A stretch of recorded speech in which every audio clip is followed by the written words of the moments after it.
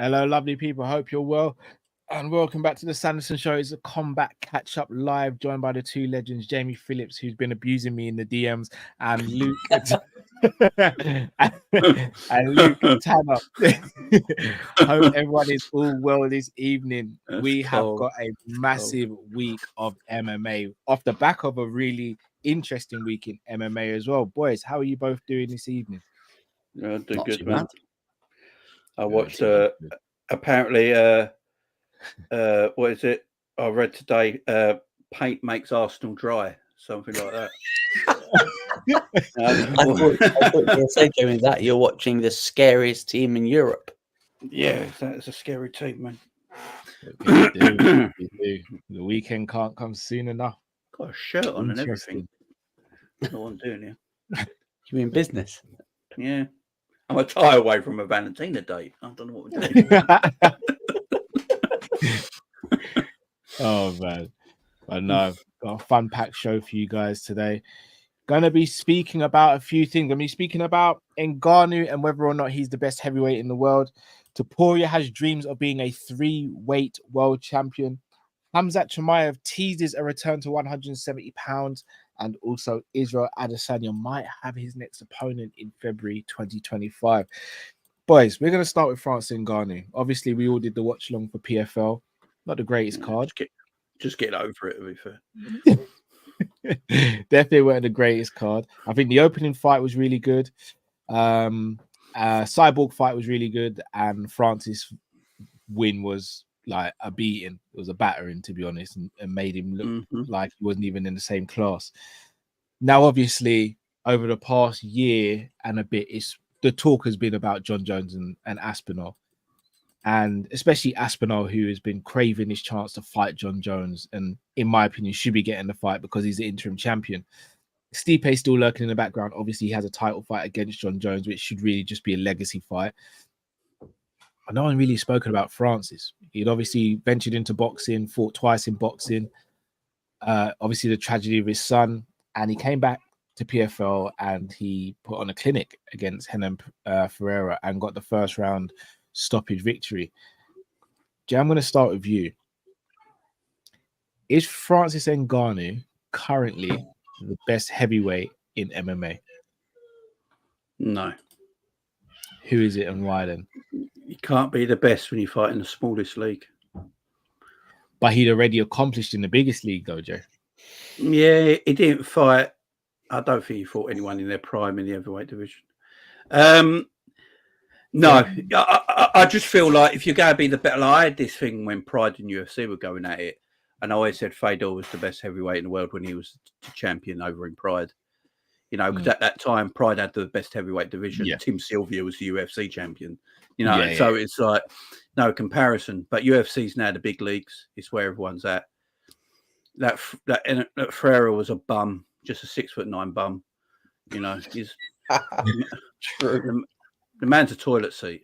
That's all he is. And he just walked through him, and it's exactly the same Aspinall said. He said he walked through him. For me, the best heavyweight in the world right now is John Jones. Oh, look at Luke's face. Look at Luke's face. No, Luke, the floor is yours, bro. I was going to do a little introduction. The floor is yours. What? How is he the best heavyweight in the world? I might just sit back and enjoy this talking about, Francis is fighting bums. Cyril's a bum. Cyril's a bum. Hold on. Is Calvin at your house at the moment, Jamie? Like... he DM'd me a few quid earlier, so we go, Calvin. That's Calvin in the chat. Calvin, you've made Calvin's week in the world. I'm not going to lie to you. You made his week. How is Jones the best heavyweight in the world when he fought a bum? I just think Jones is the best fighter in the world, and he's got the heavyweight title right now. And for me, did David get to you, Jamie? Get to you? You sell out. Are we next? Are we next?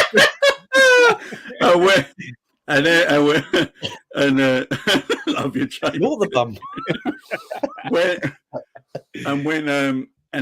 I think John Jones will retire after his fight with Stipe when he beats him, and then the two best heavyweights in the world will then be Aspinall and Pierre and Potan.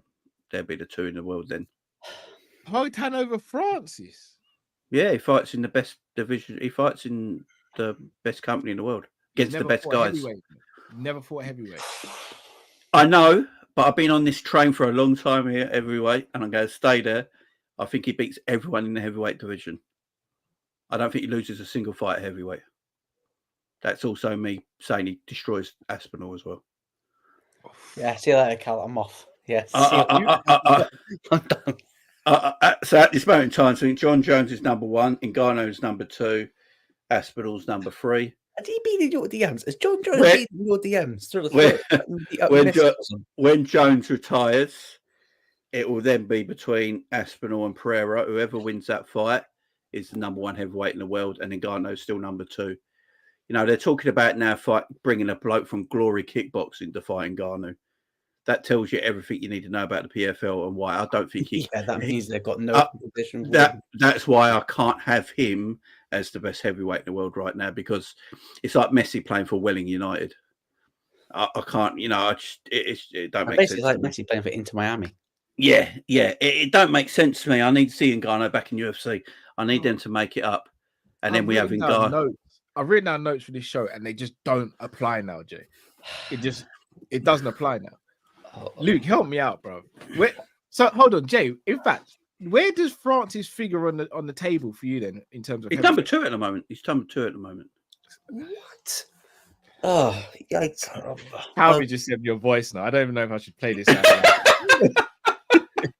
Play it.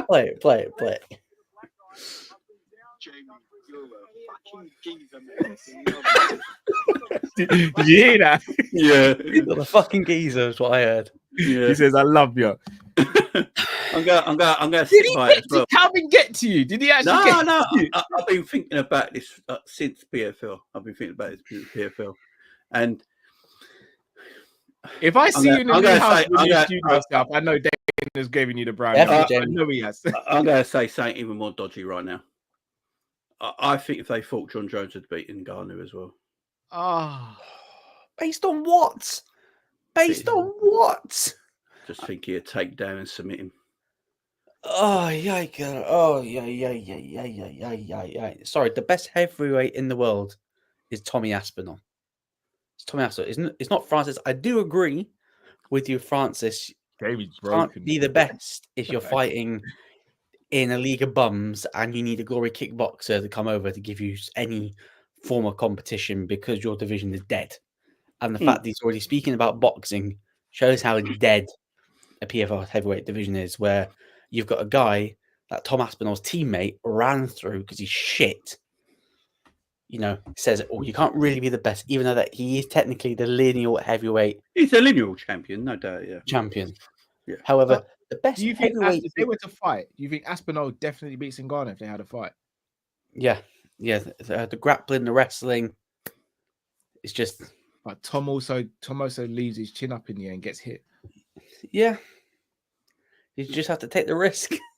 That's a massive risk to take. Like, it's literally the biggest risk in the world to take in MMA. It's the biggest risk, but the thing is, the best heavyweight in the world is Tom Aspinall. I'm not having John Jones. He's got no resume at heavyweight whatsoever, apart from beating Cyril Gane, you could not have created a better fighter for John Jones to make his heavyweight. He lost to Ngannou with 2 bum knees as well. Yeah, lost to Ngannou with 2 bum knees, and basically, what doesn't Cyril Gane have? Good wrestling, good grappling. His grappling's weak as piss. You give him to John Jones, who literally said he spent 3 years bulking up. He spent 3 years on the burgers and beers with the beer belly he rocked up with, and literally just ragdolled him for a round and an easy sub. So you can't be the best heavyweight. He's got no heavyweight resume. The guy that's got arguably the best heavyweight resume at the moment. Do you want me to say something else? Contenders. I'm going to break your boys' hearts. UFC. I'm going to break your boys' hearts now. I don't know if I can take any more, Joe. I've secretly been a massive John Jones fan for years. No. What? No. Dana's behind the camera. Dana's at the house. He's got to be. I think he's the greatest fighter of all time. Him and Mighty Mouse. Yeah. Jamie, you're on the hit list. I swear to God, if Stipe wins, it's not Calvin that's getting it. You're getting it now. So you're on the hit list. Yeah, you're on it now. If Stipe beats John Jones, I'm leaving. I swear to God, I am full screen. I'm leaving you on full screen for about half an hour. Oh, that's dangerous. Don't do that. That's dangerous. I am popping every bottle of champagne. I've got champagne on ice ready for when Stipe beats John Jones. I swear to God. I'm not having John Jones pussying his way out of wanting his heavyweight legacy when he's fighting an old freaking man. I mean, hearing. By the way, I want John Jones to fight Aspinall. It's not going to happen, my friend. I really want that to happen, but if it don't and he retires, then if whoever wins out of Aspinall, Pereira are the best heavyweight in the world. No, it's not UFC because it's going to be okay. Let's say Jones does his thing, retires. Whoever wins the belt afterwards, you know what Dana's going to say in press conferences? He never beat Jones. Jones never beat Jones. Never beat the guy. Never beat the GOAT. So basically, you're just going to degrade every other heavyweight. You know, because I don't agree. I don't agree with that. Yeah. And that's what's going to happen when Jones pussies his way out. Yeah, but that's Dana White out the back door. Uncle Dana. I'm sorry, Dana White is it's just Uncle Dana's a bit weird. Uncle Dana's a bit weird at the moment, ain't he? I'm a bit weird. I'm stunned. Every week I write the questions and Jamie I have the answers and Jamie keeps on changing the questions. I'm dumbfounded here. Like, I literally had notes and was like, yeah, I'm going to go into this avenue when someone says this and then boom. Jamie says, not today, big man. Not today. I am so sorry. Wow. So you got more chances of seeing Francis versus John Jones next year than Jones versus Aspinall. So let me ask you both a question then. If Stipe does the unthinkable and beats John Jones, is he then the best heavyweight in the world? Say that again. If Stipe does the unthinkable and beats John Jones, is he then the best heavyweight in the world? Yeah, whoever's UFC heavyweight champion. You're beating the best. Stipe beating John Jones is a bigger accomplishment than Ngannou beating Ferreira the other night. Very true. Very true. Yeah, that's true. But it wouldn't make Stipe the best heavyweight because, let's be honest. And then Stipe's had a heck of a career. Jones, the light heavyweight, but making his jump from light heavyweight to heavyweight. But John Jones, the heavyweight, it's got no heavyweight resume. Nothing.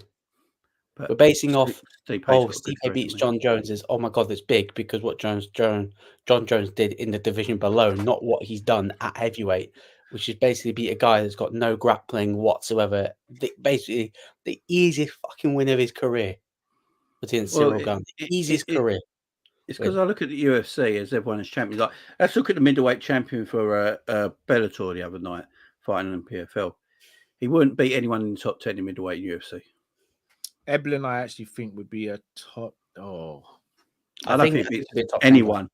I don't know if he beats many people in the top 10. I think he'd be top 7. He's not, and he's so that's what I'm talking about with levels. The people that everyone's fighting in UFC are levels above everyone else in every organization. So whoever's a UFC champion for me is the best in the world in their division. I think if Eblen came over to UFC, I think he'd drop down to 170. Slightly disagree.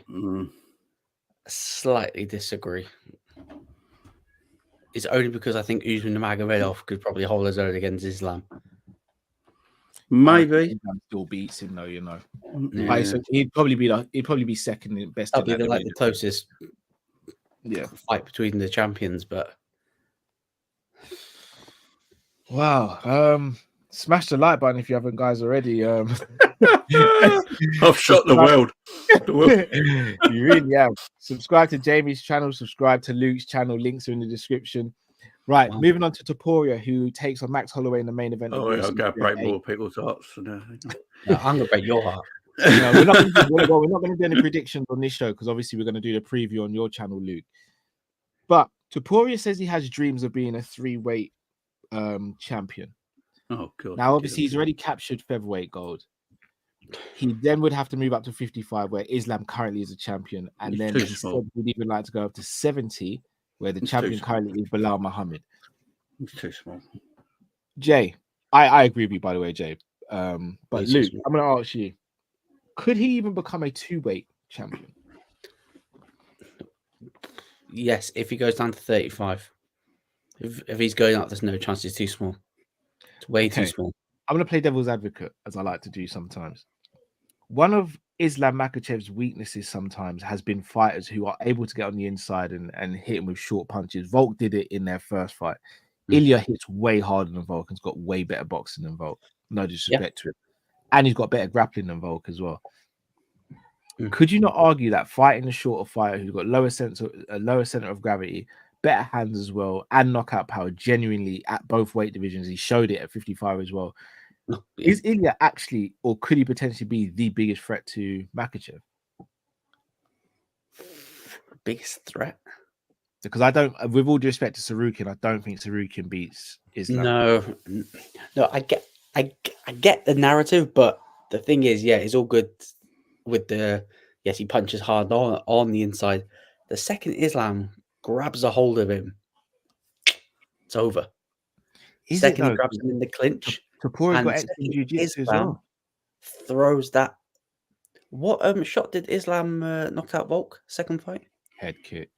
The head kick. What's Ilia Topuria's biggest weakness in his UFC career? The head kick from Jai. The head kick. Yeah. One head kick from Islam, discombobulated, bang, done.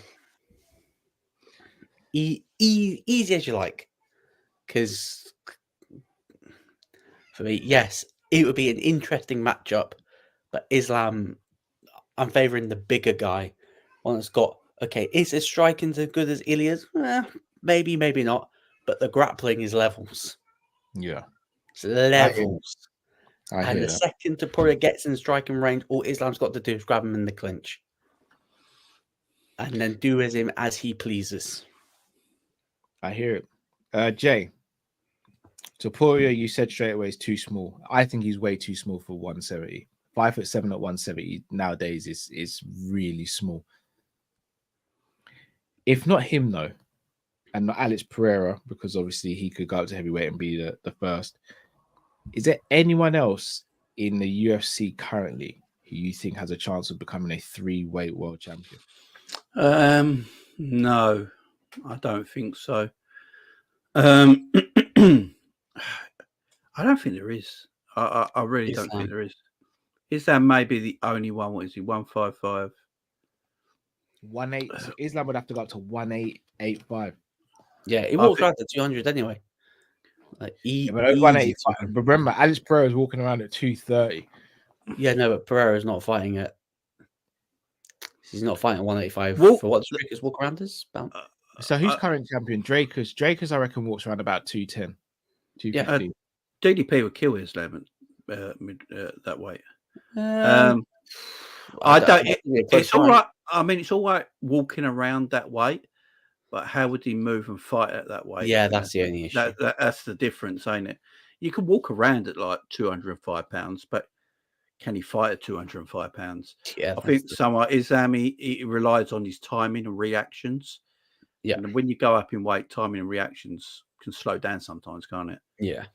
So yeah, he's a big lad, but I think he can. I think he can be a double champion. I think he can win at 170. Yeah, in my opinion. But I literally think Alex Pereira is the only guy in the company who can be a triple champion. Possibly someone else, but I'm sure that we'll touch on them later. I think we'll touch on that person now. Pause. Khamzat Chimaev. Jeez. Khamzat Chimaev came out today, who also will be co-main event on the same card, and said that he would not be opposed to moving him down to 170 if he gets a title shot. Hear me out, Jay. Hear me out. I got a proposition. You see how you've been thinking the wheels have been turning over the last few days, and you said a madness just a minute ago. I'm about to say my madness. Oh, go for it. Let's say Khamzat beats Robert Whittaker. Mm-hmm. He still doesn't get the next title shot at 185 because that's Strickland. That's already been confirmed. It's Strickland. So what's your side mission? You'll become top 2/top 3 middleweights in the world, while he was already number 2 ranked at 170. Whoever wins out of Shafkat versus Bilal there isn't another contender straight away for that person to fight. Khamzat drops down to 170, fights Shavkat, undefeated versus undefeated, which in my opinion would be a huge fight. Let's say he beats Shavkat, he becomes 170-pound champion. By the time he's done that, the 185 division would have sorted itself out. He fights for the 185-pound belt, could win that. Could he then fight at 205 potentially?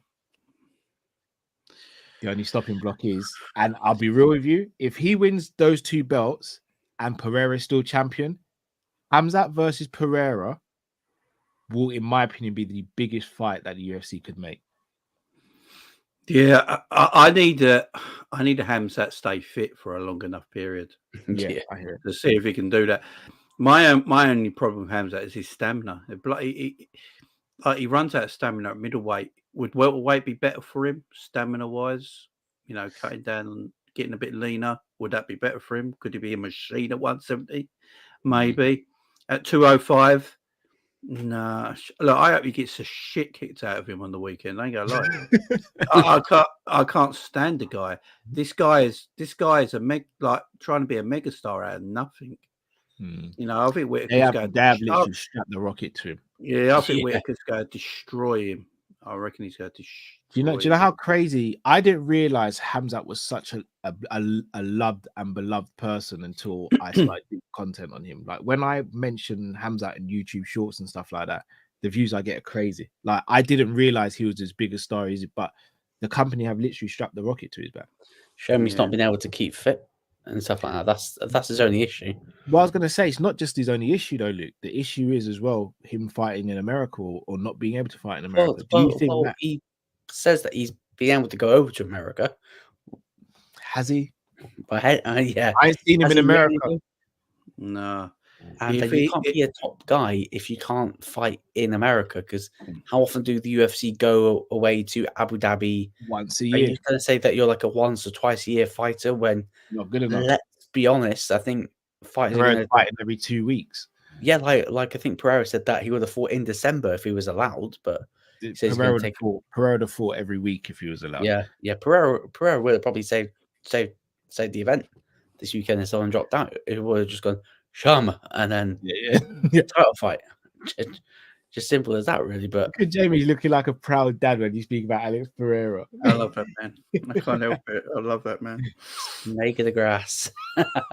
Do you think if Khamzat loses this fight to Robert Whitaker that he should move down, or do you think he should still stay at 85 though? It depends how much. If he struggles, look, he looks ripped. I ain't gonna lie. He looks massive. Yeah, I mean, if he's got his conditioning better now and can stay at middleweight, if I was him and he wins against Whitaker, I wouldn't move. Like why risk it?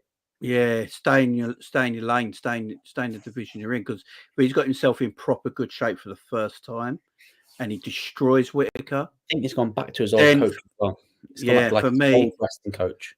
The next fight for him is Izzy. He shouldn't be fighting anyone else.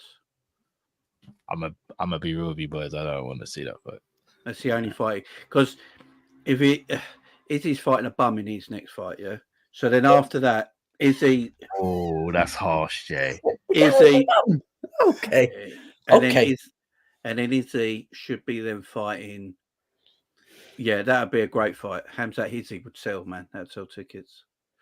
And then after that, you give him the title shot. If he can stay in that weight and can keep his strength and stamina up and keep illnesses away. Fuck it. You know if Khamzat destroys Whitaker, fucking Drickus is gonna be on the phone saying, "Yeah, don't give fucking Strickland that title shot. Give me Khamzat." Boom. I think Dana's already given his word to Strickland, though. Yeah. Hey, Dana's word means fuck all. By the way, his word. I'll be honest. Another thing that we've overlooked. I mean, if Strickland does beat Drickus, Strickland versus Khamzat's a massive fight. I get the trilogy. We'll get the trilogy between the two. Have you seen the back and well, not the back and forth, but Strickland's really gone after Khamzat recently. Oh yeah. Strickland's a little bitch, but we know that. We know Strickland's a little sellout, a little bitch. So, but, I mean, he's a draw at the moment, though. Strickland is a draw at the moment. Is he really though? He's about as much of a draw. Is he really a draw. When I say draw, remember, I'm not speaking about Conor levels or Chuck Liddell levels and all that, or Brock levels or GSP. It's a draw for nowadays. Maybe sell 300-400K pay-per-views if you're lucky. if you're lucky. I think there's a lot of potential developments in the 70 pound and 85 pound division. I really do. Hey, especially Bilal Shavkat. Bilal's gonna get humbled. I hate to say it. Don't you? I think Bilal wins that fight.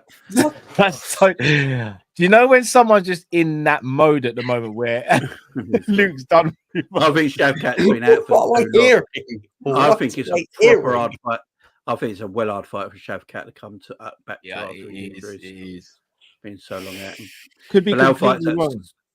Bilal's the Arsenal of MMA. No, it's not. No, he just finds a way to win sometimes, and you're like, how has he done that? Yeah, bore the shit out of you and win. Or he'll knock him out like he knocked out Sean Brady to Gazzo. I don't think he stands and exchanges punches with Shavkat. I think that could be really dangerous for him.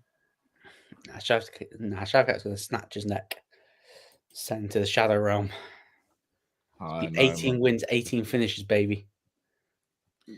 Look, if Shavkat wins, I said it opens up a lot of possibilities. But I think with Bilal now being the champion, look, 70 is just an open division at the moment because you've got JDM, you've got Ian Gary, you've still got Usman lurking around who might be fighting JDM at 312.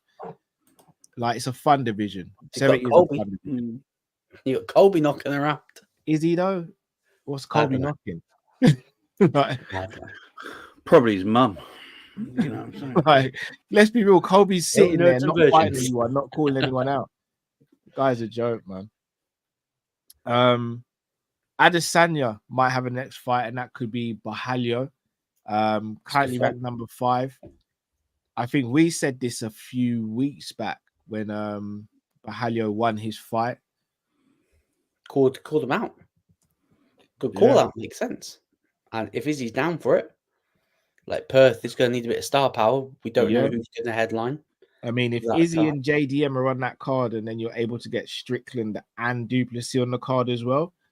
Combine that with the Volk Lopez interim title or the Volk Holloway 4, Volk Topuria 2. It's not bad at all. That card's cooking up a little something. It's not bad at all. Bahalio is currently ranked at number 5. Izzy's ranked at number 2. I think this makes sense. I think it's a good fight. I think it makes sense. Waiting for Jay to show. You're not feeling it, Jay. You're not feeling it at all, Jay. Nah. He's playing the ultimate villain. That shirt's gone on, and he's just turned into villain mode. Dana's there somewhere. I'm convinced. Izzy should have retired. Do you think so? Yeah, the man's a bum now. Oh, that hurts. He's got no reaction speed. He's got no timing. He has slowed down a hell of a lot. There's no zip in the step. He's got flabby tits. He's got to get his. Look, I'm shocked that he's taking some sort of illegal substance to grow a tit like that. Yeah, of course he has.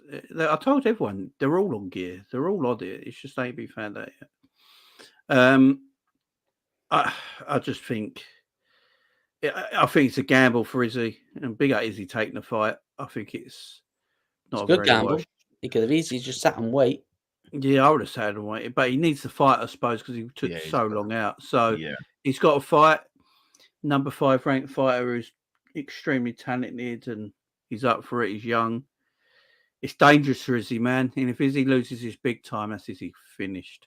Absolutely, he could get beaten bad, and that's then the end of Izzy, and all you remember is his 2 fights he lost. That's his career done. 3 losses, yeah. And that's his career done. He's not up there with the GSPs, the Anderson Silvers. His legacy is nowhere near that. No, he's not Anderson Silva. Hey, do you remember how Anderson Silva went out? Loss after loss. Anderson Silva in his prime was a different level. Yeah, true. Yeah. Is he second best middleweight of all time in UFC? Yeah, he is. Yeah, maybe 30. I just want people just to remember, like, Prime Anderson was different, but people want to forget how he left the UFC. Yeah. He was getting Prime Izzy was wonderful. Yeah, Prime Izzy was wonderful. I said that about Anderson as well. He should have quit. Yeah, after he broke his leg, he shouldn't have come back. He should have just left it. Yeah. I'll ask you both this: would it be worth, or should Izzy wait around to see what happens with the Duplessis Strickland fight? Because if Strickland loses, do you try and get Strickland to turn around quickly again and have that rematch? Well, I think if Izzy wins and Strickland wins, that's your title fight. And if Duplessis wins and Izzy wins, then it's a title fight as well. It's title fight in South Africa. I think if Izzy wins, Dana will give him the title shot over Khamzat. If Khamzat wins, because Izzy's a bigger more money. Izzy's a bigger draw. Drickus and Izzy in Africa. Yeah, that'd just be huge. I tell me that's not printing money. It is. Yeah, it is. I just think if Izzy's on your books already, if Izzy's on your books and he's still highly ranked, and if Dana's going by these rankings as they should be, if Izzy wins, he gets the next title fight. Go by what? Sorry. Yes. Even though we've seen the first fight, like we've seen them fight already. Yeah, but the rematch in South Africa just makes sense. I'd like to see Strickland Izzy again personally. I would. I just want to see Strickland get rattle Izzy because that was quite funny. Yeah, I just think Strickland might have the style to beat Izzy. Yeah, plus it didn't help Izzy when Strickland was getting all of his info fed by MMA Guru. Yeah. Very true. Very true. Right, boys. Gonna look to wrap this up. I'm not gonna lie, Jay. You thrown me tonight. You really are. I do it, but I apologize. First, I get a bad DM, and then you just do a madness with John Jones on the channel. I was just like, I'm thrown. Yeah. Boys, before we do head off, we've got a packed week. Luke, I'll start with you. What have you got planned, and where can the people find what you're doing, bro? Yeah, so you can find me on my own channel, Luke Tanner. Tomorrow, probably be around this time, a little bit earlier. We'll be doing a live preview for UFC 308. So we'll preview the main card, some tasty fights on the main card. Four fighters are putting an undefeated record on the line. So it's going to be really, really interesting to see which one's going to actually lose their zero.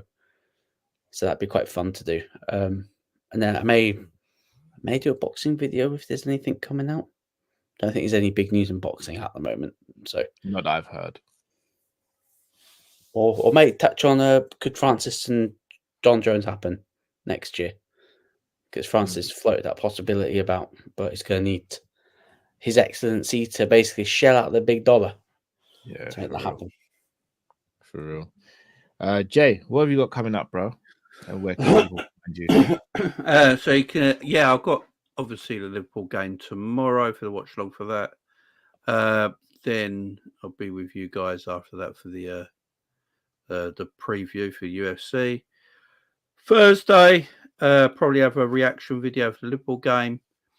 I'm not sure what I got on Friday. Then obviously Saturday, more football, and then obviously the UFC in the evening. So yeah, packed week, man. It is indeed. Just going to read out some of your comments. Shout out to everyone in the chat as well. Nave Star asks, great channel, keep up the good work. Will you be doing calling shows someday? I will. I'm just trying to figure out where it fits into the schedule, but I will. It is one of on my list of things to do. I just haven't figured out how I'm going to fit into the schedule and when I will do it, but I definitely will do that. Alex, I know we're obviously enemies at the moment because you're an Arsenal fan and the game's coming up, but what heavyweight fighter would you most love to fight? None. I mean, I'd take on Derek Chisora. What is this, MMA or boxing? MMA boxing. Yeah. I'll take on Derek Chisora. Probably the same size as him. Give it a go. I find no heavyweight. I'm not a heavyweight. I fight Dillian I'll White. go Francis in the boxing ring. Fuck it. You only live once. It's better ways to die. I just think you would have lived past once. That's like France. All people going there with most concussive punches. You only live once. Actually, I'd fight Tyson Fury because he's got pillow hands. You know what? Yeah, that's a fucking shout. I'm not fighting. No, actually, I know he's not a heavyweight, but I'd fight Tommy Fury any day of the week, twice on Sunday, because that's a real bum, right there. I mean, I'd take Tommy Fury as opposed to all the others. Still not fighting Tommy Fury. I tell you what. I'll fight Evander Holyfield now. I'll fight Mike Tyson. No. I'm still not fighting Mike Tyson. Okay, I will fight Mike Tyson. I'll fight 60-year-old Mike. He's still got that switch. I'll fight Jake Paul now. I'll fight Jake Paul now because he's a heavyweight. Jake's crazy. Jake would do bad things to us in a fight. I'd look to fight. So I'm not going to mention any names because I may end up meeting one of these people one day, and someone's going to clip this up. I'd ideally like to box someone who's not known for their boxing. Who's at a similar weight to me. Interesting. Past or present. Interesting. I'm gonna have to work that out. I'll tell you what. shamelessly, I'd fight Conor McGregor. What? In boxing, not MMA. I was trying to say MMA. I ain't saying the leg. No, not in leg. I'll snap you in half. Yeah, in boxing, I'd fight Conor McGregor. Conor would sleep you. Yeah, in no time. But I'd make good money for all of us. What would you guys rather take? A jab off a heavyweight boxer or a leg kick off a heavyweight MMA fighter? Leg kick off a heavyweight MMA fighter. I know. I'll be honest with you, boys. I'm sitting here with a dead leg at the moment, and it's horribly painful. If they don't break your nose with the jab, your face gonna hurt for a few days, maybe a week. But I'll take the jab.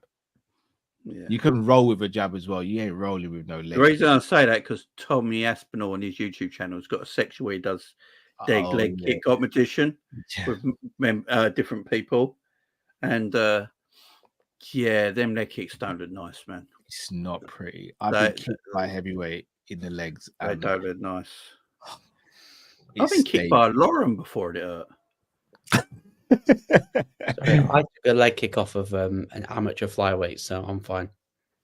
That's a flyweight. Heavyweight, bro. Do you know how much power is behind a heavyweight kick? This little fella walked into the gym. Just a little leg. Bro, I've taken a kick off a heavyweight, and it made me want to throw up. That's how horrible. Have you seen this? I didn't realize, when I was watching Tommy Aspinall's channel, I didn't actually realize how big Aspinall is. He's a monster. He's the best heavyweight in the UFC. His legs are like that thick. He's a monster. Absolutely. These guys are 6'5". When they're next to other heavyweights they fight, it don't. But when you put them against normal people, it's just scary. Mad how big he is, man. So I'll tell you, I'll fight Henry Cejudo. No, I'd end him for all of us. I literally would. I'd sit on his face and wouldn't let him breathe, man. I tell you who I'd love to spar with, just because it would be a dream, is Mighty Mouse. Oh, and I'd spar with Valentina Shevchenko as well. I bet you would. Of course you bloody would. I would let her beat me as well. Yeah, it's all ground game. Yeah. I just pretend I got jiu-jitsu and I like standing. Oh, you got me down again. I like starting on my back, if you don't mind. I like to work from there. Let's do a few drills. No, Mighty Mouse would be a dream to spar with. Yeah. Just sparring. I'm not fighting Mighty Mouse. But no, he'd fuck you up. He'd beat us up bad. It would be such a humbling experience because of Mighty Mouse's size as well. It'd be such a humbling experience. And he doesn't even look like a fighter, does he? He doesn't look hard or scary, anything like that. You just like this little fella. Do you know what's scary about him? He'd probably hit you about 20 times, and you'd only think you've been hit once. It breaks all 4 of your limbs in minutes. It wouldn't take him long at all. And then choke you out just for the sake of it. Yeah, he might not even choke you out. He might just leave you with the memory. Yeah, I ain't I ain't. Here's one, boys. A9, count a leg kick from Pereira or a knockout from Ngannou. Leg kick from Pereira. Do you know what? I'm going to take the knockout for Ngannou. The reason is ends quick. It ends quick, and I ain't going to feel it when I wake up. Yeah. No, leg kick. I mean, you might. It could break your jaw, Jay. Yeah, I'll tuck my chin. I'm gonna be honest. I think Pereira leg kicking someone like me who's not conditioned to take leg kicks, he'd probably break my leg.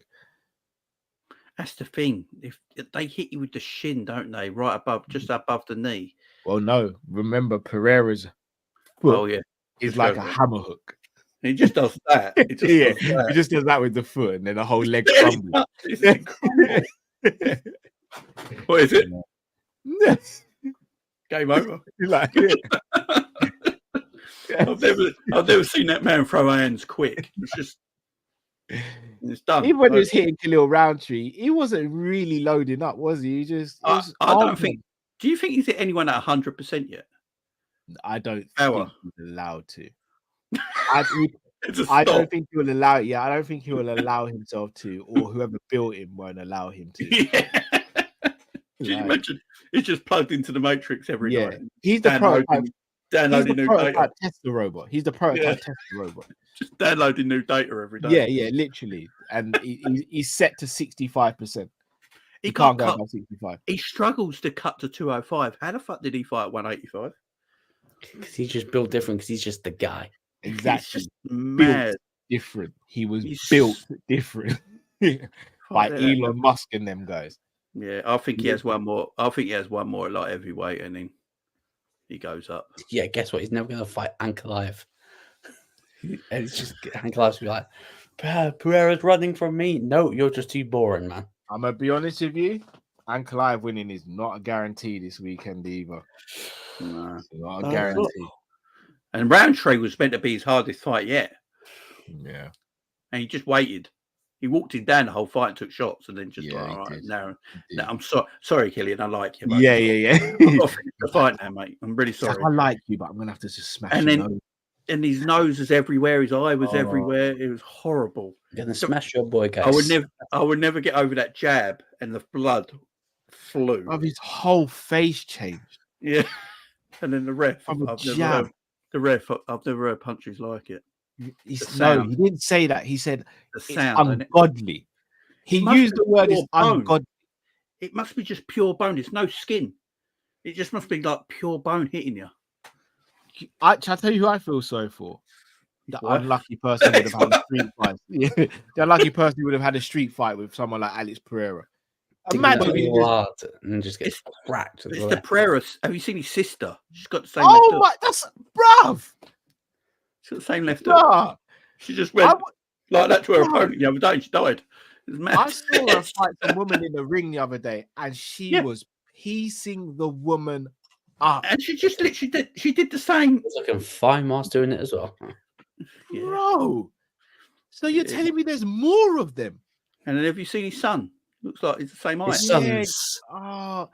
basically, his son's gonna be the one that ends Izzy's career.